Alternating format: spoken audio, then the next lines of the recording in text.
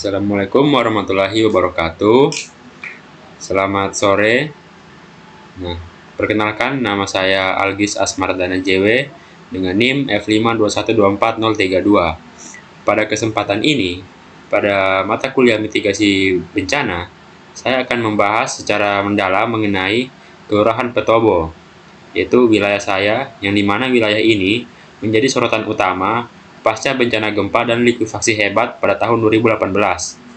Nah, presentasi ini bertujuan untuk memahami potensi bencana yang masih ada dan mengenal lebih jauh profil wilayah dan masyarakat Petobo, serta merumuskan langkah-langkah mitigasi dan pencegahan yang efektif di masa depan.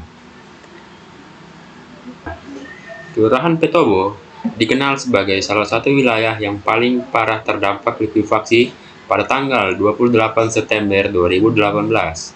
Potensi bencana yang masih relevan hingga saat ini meliputi 1. Likuifaksi. Bencana ini terjadi ketika tanah yang jenuh air, kehilangan kekuatan dan kekakuan akibat getaran gempa, menyebabkan tanah berperilaku seperti cairan. Daerah Petobo memiliki struktur tanah lunak berupa endapan lempung dan pasir yang sangat rentan terhadap likuifaksi. Meskipun telah terjadi, potensi likuifaksi tetap tinggi karena struktur geologi dasarnya tidak berubah.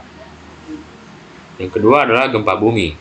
Kota Palu berada di jalur sesar aktif Palu-Koro.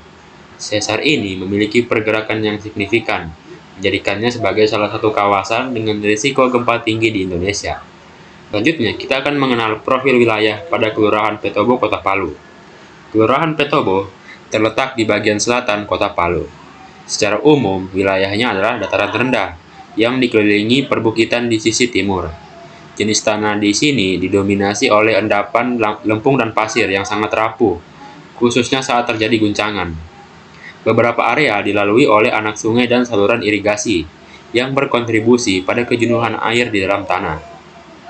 Selanjutnya ada mitigasi bencana.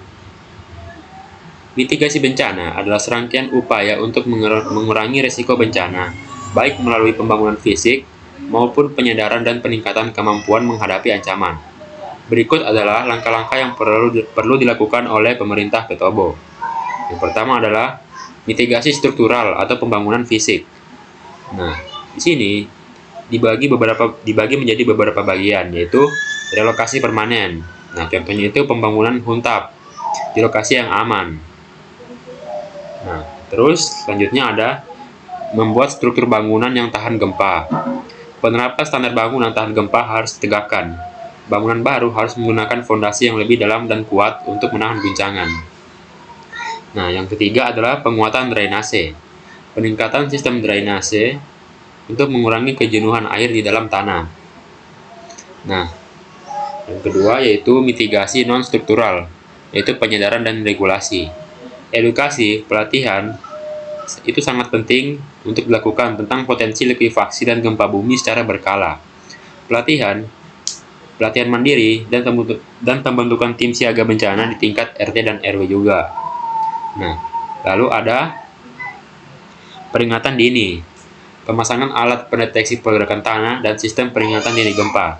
Ini berhubungan dengan sistem informasi yang saya pelajari. Nah, ini juga bisa digunakan untuk bekerja sama dengan BMKG untuk menyebarkan informasi peringatan dini secara cepat. Sumber data yang saya dapat dari paparan tadi yaitu yang pertama ada di BPBD Kota Palu.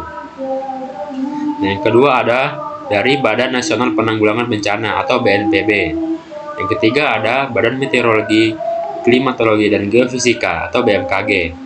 Kemudian ada jurnal ilmiah dan publikasi akademis dari Google Scholar.